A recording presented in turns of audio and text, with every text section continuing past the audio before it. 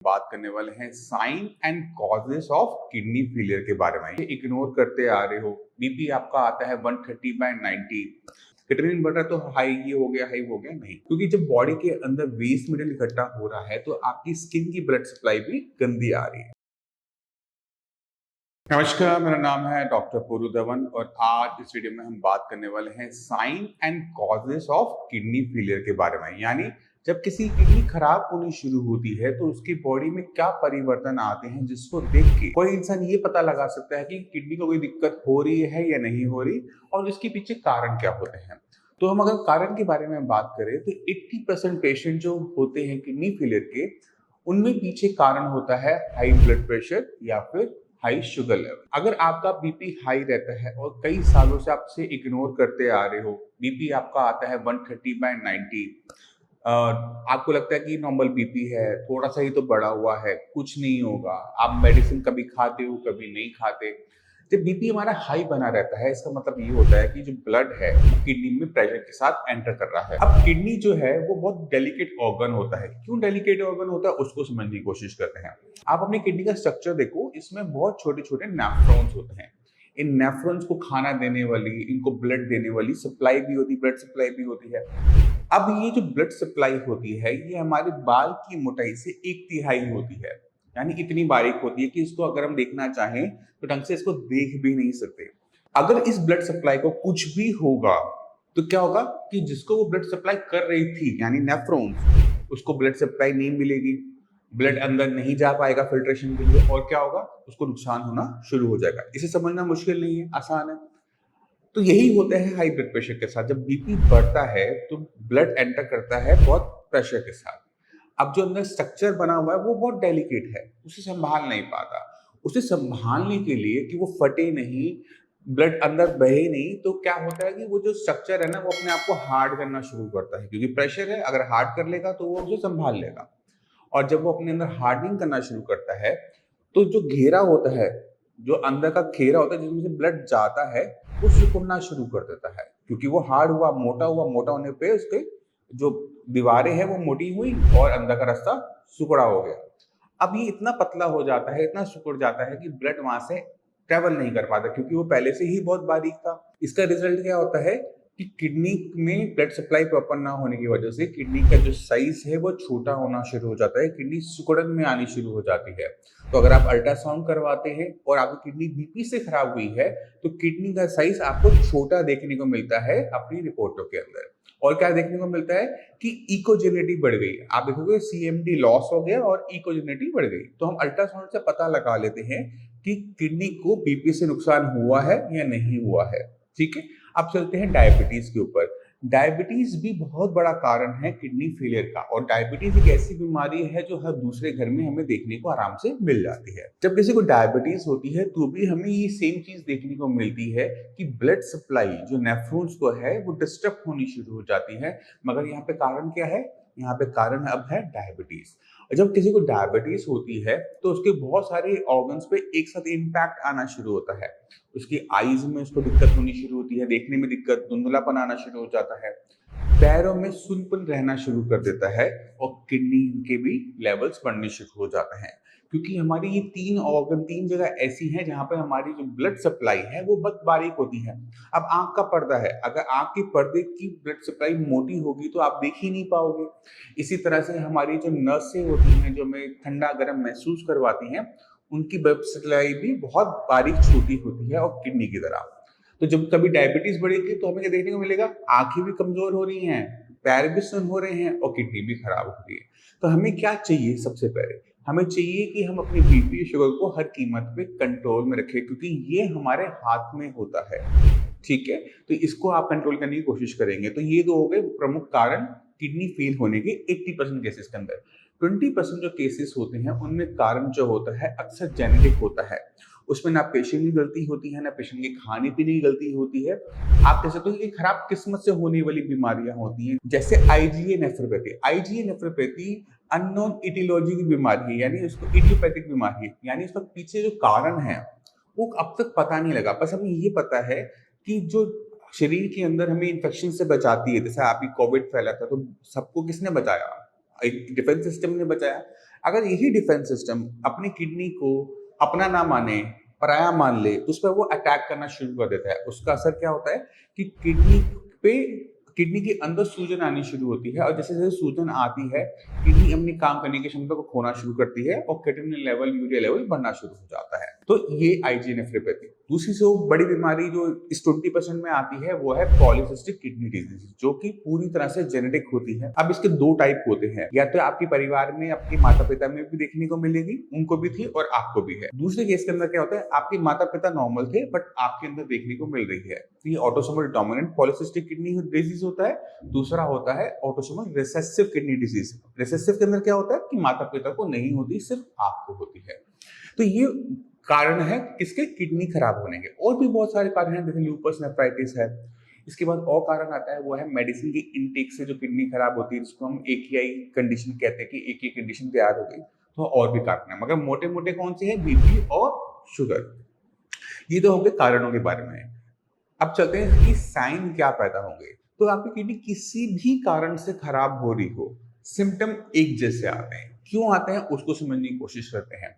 जब किडनी खराब होनी शुरू होती है तो बॉडी क्या बना रही थी, क्रिएटिनिन, यूरिया, वो सभी की बॉडी बना रही होती है। नॉर्मल इंसानों में वो क्रिएटिनिन, यूरिया यूरिन के रास्ते बाहर चला जाता है, मगर जब आपकी किडनी खराब हो रही होती है तो क्रिएटिनिन और यूरिया बाहर नहीं जा पाता। अभी बॉडी में इकट्ठा हो रहा है। अब है तो केमिकल ना, ये केमिकल जहां जाएगा वहां पर सिम्टम पैदा करेगा। जो आपका ऑर्गन सेंसिटिव ज्यादा होगा वो सिम्टम पैदा करेगा। तो किसी भी किडनी फेलियर पेशेंट में, दो किडनी फेलियर पेशेंट में सिम्टम कॉमन नहीं होते, थोड़े थोड़े अलग होते हैं, होते वही हैं, बट किसी में कुछ आ रहा होगा, किसी में कुछ आ रहा होगा, ये होता है। तो पहला सिम्टम हमें क्या देखने को मिलता है, पहला सिम्टम हमें देखने को मिलता है कि यूरिन में प्रोटीन का लॉस होना। ये सभी में कॉमन वे हमें देखने को मिलता है कि आप जब यूरिन करते हैं तो यूरिन बहुत ज्यादा झाग बनती है। वो झाग इसलिए बन रही होती है क्योंकि यूरिन में प्रोटीन जा रहा होता है। ये हमें पहला सिम्टम देता है कि ओके ठीक है, कुछ ना कुछ गलत हो रहा है। किसके साथ, किडनी के साथ। क्या करने की जरूरत है, यहाँ पर अपने आप को संभालने की जरूरत है। जो गलतियां आप कर रहे हो उसे बंद करने की जरूरत है। तो ये सबसे पहला सिम्टम हमें देखने को मिलता है। अब जब शरीर में क्रिएटिनिन इकट्ठा होना शुरू हो जाता है तो उसके सिम्टम्स आने शुरू होते हैं और हर किसी को अलग अलग लेवल पर आते हैं। किसी को सिम्टम जब क्रिएटिनिन का लेवल 3 होगा तो भी आ जाएगा, किसी का लेवल 10 भी होगा तो भी सिम्टम हमें वो देखने को नहीं मिलता। तो क्रिएटिनिन जो होता है ये मांसपेशियों में अकड़न, ऐंठन पैदा करता है। और क्रिएटिनिन क्या करता है, शरीर के अंदर कमजोरी महसूस करवाता है कि आपका शरीर कमजोर हो रहा है, वीकनेस महसूस हो रही है। और ये वीकनेस ऐसी होती है कि आप जो मर्जी कर लो, जो मर्जी मेडिसिन ले लो, इसमें आपको आराम देखने को नहीं मिलता। ये डे बाय डे बढ़ती चली जाती है। इससे ज्यादा क्रिएटिनिन कुछ पैदा नहीं करता, मांसपेशियों में ऐंठन और थकावट को पैदा करता है बस। ठीक है, मगर हम क्रिएटिनिन से कितना डरते हैं। क्रिएटिनिन बढ़ रहा है तो हाई ये हो गया, हाई हो गया, नहीं। क्रिएटिनिन इससे ज्यादा कोई दिक्कत बड़ी पैदा नहीं करता। इससे ज्यादा बड़ा सिम्टम क्या होता है, वो है यूरिया के। जब आपके शरीर में यूरिया इकट्ठा होना शुरू होता है तो यूरिया आपकी बॉडी में पूरी में सर्कुलेट करता है, और जब ये सर्कुलेट कर रहा होता है तो आपके ब्रेन में जाता है। ब्रेन में जाकर वो क्या पैदा करता है, वो नौजिया पैदा करता है। खाना सामने आएगा, मन करेगा मुझे नहीं खाना, उल्टी करने का मन करता है। पानी भी पीते हो तो वो भी उल्टी करके निकल जाता है, या उल्टी करने का मन करता है पानी पीने के बाद भी। तो ऐसे में क्या होता है कि आप पहले खाना कम खा रहे थे, फिर आपका यूरिया की वजह से आपका खाना बिल्कुल बंद हो गया, पेशेंट वीक और वीक और वीक होता चला जाता है। तो ये दिक्कत कौन पैदा करता है, आपका यूरिया। अब यूरिया आपके ब्रेन में जब जाता है तो वहां पर और सिम्टम भी पैदा करता है। आपको वो या तो बहुत नींद आती है, कंटिन्यूसली आप सोते रहते हैं, या फिर बिल्कुल सोना बंद कर देते हो।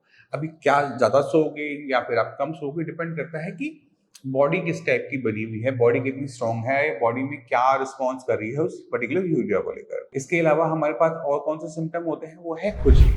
अगर आप देख रहे हैं कि आपकी स्किन पे दाने बन रहे हैं और बहुत खुजली हो रही है, आप क्रीम लगाते हैं कोई आराम नहीं आता, गोली खाते कोई आराम नहीं होता, वो भी सिम्टम हम मान के चलते हैं वो कि किडनी का है। क्यों है, क्योंकि जब बॉडी के अंदर वेस्ट मटेरियल इकट्ठा हो रहा है तो आपकी स्किन की ब्लड सप्लाई भी गंदी आ रही है, और जब वो गंदी आ रही है तो स्किन तो कुछ ना कुछ करेगी, तो खुजली पैदा करती है, पूरी बॉडी में खुजली होनी शुरू हो जाती है। तो ये तो हो गए कुछ सिम्टम्स। और भी सिम्टम्स है, बट इतनी लंबी ज्यादा सिम्टम्स है कि वो एक्सप्लेन करने में टाइम बहुत लगेगा, जिसको मैं अगली वीडियो में कवर कर लेंगे। और कुछ और सिम्टम्स है जिनको जानना बहुत जरूरी है, जैसे पैरों में स्वेलिंग का आना। अगर आप देख रहे हैं कि पैरों में स्वेलिंग आ रही है तो वो भी सिम्टम होता है कि किडनी के साथ कुछ ना कुछ गलत हो रहा है, क्योंकि पानी जो पहले निकल जाता था पेशाब के रास्ते वो नहीं निकल पा रहा, वो बॉडी में इकट्ठा हो रहा है, तो वो भी एक सिम्टम हो जाता है किडनी फेल का। इसके अलावा हमें क्या देखने को मिलता है वो है खून की कमी। अगर आप देखते हैं कि आपका खून हमेशा कम बना रहता है, आप जितना मर्जी अच्छा खाना खा लें, जितना मर्जी अनार खा लें, जितना मर्जी चुकंदर खा लें, जितनी मर्जी टैबलेट ले लें, वो बढ़ता ही नहीं है। ऐसे केसेस के अंदर भी किडनी ही कारण होता है कम खून होने का। अब ये खून का किडनी से क्या रिलेशनशिप है उसको समझने की कोशिश करेंगे। जैसे आप घर में चाय बनाते हो, तो चाय बनाने के लिए आपको दूध, चाय पत्ती, पानी, गैस का चूल्हा, आप सब चीज़ होता है ना, जब सारी चीज़ें इकट्ठी होती हैं तब जाके चाय बनती है। अगर इसमें से एक भी चीज़ कम हो जाए तो क्या चाय बना पाओगे? नहीं बना पाओगे ना। इसी तरह से बॉडी के अंदर खून बनाने के लिए भी बहुत सारी चीज़ों का इकट्ठे होना ज़रूरी होता है, जिसमें हम जानते हैं कि प्रोटीन हो गया, आयरन हो गया, फॉलिक एसिड हो गया, B12 हो गया, है ना? इसके साथ एक और चीज़ की ज़रूरत होती है जिसे हम कहते हैं एरिथ्रोपोइटिन। एरिथ्रो मतलब ब्लड, पोइटिन मतलब उसे बनाने वाला। तो एरिथ्रोपोइटिन अब हमारे शरीर में कौन बनाता है? वो बनाती है किडनी। किडनी हार्मोन बनाती है जिसकी वजह से सारा ये चीजें हैं वो इकट्ठी होकर हीमोग्लोबिन को बनाती है, खून को बनाती है। अगर ये एरिथ्रोपोइटिन ही शरीर में कम बने तो क्या होगा? खून ज्यादा बनेगा, कम बनेगा? कब बनेगा? और यही होता है किडनी फेलियर पेशेंट के साथ। जैसे जैसे किडनी को नुकसान होना शुरू होता है बीपी से, शुगर से, तो किडनी अपना ये काम भी कम कर देती है, जिसकी वजह से हार्मोन एरिथ्रोपोइटिन कम बनता है। रिजल्ट क्या होता है कि खून की कमी हमें देखने को मिलती है। अब आपके शरीर में खून की कमी है तो खून की कमी की वजह से सिम्टम आने शुरू होते हैं, जैसे थकावट है, सांस का फूलना है, नींद बहुत ज्यादा है। खूनी नींद क्या होगी? ज्यादा आएगी। घबराहट बहुत तेजी से बन जाती है, एंग्जाइटी बन जाती है। तो ये सारे सिम्टम भी हमें देखने को मिलते हैं। किसकी वजह से? किडनी की वजह से। तो ये जो लक्षण है ये आपको याद रखने की जरूरत है, और ये क्यों आ रहे हैं उसे समझने की जरूरत है अगर आप किडनी फेलियर का पेशेंट है। अगर आपकी बॉडी में कोई सिम्टम आ रहा है तो आपको पता है कि आपको कहाँ काम करना है। अगर आपकी सांस फूल रही है, घबराहट हो रही है, तो आपको पता है कि आपके शरीर में खून कम हो गया है, तो खून को बढ़ाने की जरूरत है। आप अपना टेस्ट करवाओ और अपनी मेडिसिन को वहां पर प्लेस करवाओ, जिससे आपके शरीर में खून बनना शुरू हो जाए। अगर खाना देख के आपका मन नहीं कर रहा खाना खाने का, तो मतलब क्या है? यूरिया बढ़ रहा है। यानी हमने जो खाना खाना है वो हल्का खाना खाना है, और खाने की भूख बढ़ाने के लिए जो भी ट्रीटमेंट चाहिए वो आपको लेने की जरूरत है। इसी तरह से अगर मांसपेशियों में रात को ऐंठन होती है, अकड़न आती है, तो आपको पता ही है कि वो किडनी की वजह से हो रही है और उस पर काम करने की जरूरत है। तो सिम्टम्स के बारे में किडनी फेलियर पेशेंट को पता होना चाहिए, क्योंकि सिम्टम जैसे जैसे आए उनके पीछे कारण अगर आपके माइंड में पता है और आप उन्हें कंट्रोल कर सकते हो, तो आप कंट्रोल कर पाओगे, उन पे एक्शन ले पाओगे। इसलिए किडनी फेलियर के कारण और लक्षण को जानना जरूरी हो जाता है हर किसी के लिए, ना सिर्फ किडनी फेलियर पेशेंट के लिए नहीं, सभी के लिए। क्योंकि किडनी फेलियर जो बीमारी है पहले इतनी ज्यादा देखने को नहीं मिलती थी, मगर जैसे जैसे बीपी और शुगर हर घर में पहुंच गई, इसी तरह से इनकी वजह से होने वाली आगे वाली बीमारी यानी किडनी फेलियर वाली बीमारी भी हर घर में पहुंचनी शुरू हो गई। अगर हम चाहते हैं कि हम किडनी फेलियर को रोकें, वो ना फैले, सोसाइटी के अंदर ना फैले, आपके परिवार में ना आए, तो अपने परिवार वालों का हमें ख्याल रखना पड़ता है। उनका कुछ ना करो, सिर्फ बीपी और शुगर का हमें कंट्रोल करना पड़ता है कि उनका बीपी शुगर कंट्रोल में रहे। और बीपी शुगर दो ऐसी चीजें हैं जिसको हम खाने से कंट्रोल कर सकते हैं, अपनी एक्सरसाइज से कंट्रोल कर सकते हैं, अपनी बॉडी में चेंजेस लाकर हम उसको अपनी रूटीन में चेंजेस लाके बीपी शुगर को अच्छे तरीके से कंट्रोल कर सकते हैं। तो इसे समझने की जरूरत है। मैं उम्मीद करता हूँ इस वीडियो से आप ये दो चीजें समझ गए होंगे। फिर भी आपके माइंड में कोई भी डाउट है, कुछ भी पूछना चाहते हो, डॉक्टर्स अवेलेबल हैं, उनसे बात कीजिए, वो आपकी हेल्प करेंगे इस बीमारी में आपकी लड़ने में। इसी के साथ मैं आज चलना चाहूंगा। मिलते हैं अगली वीडियो में, तब तक के लिए नमस्कार।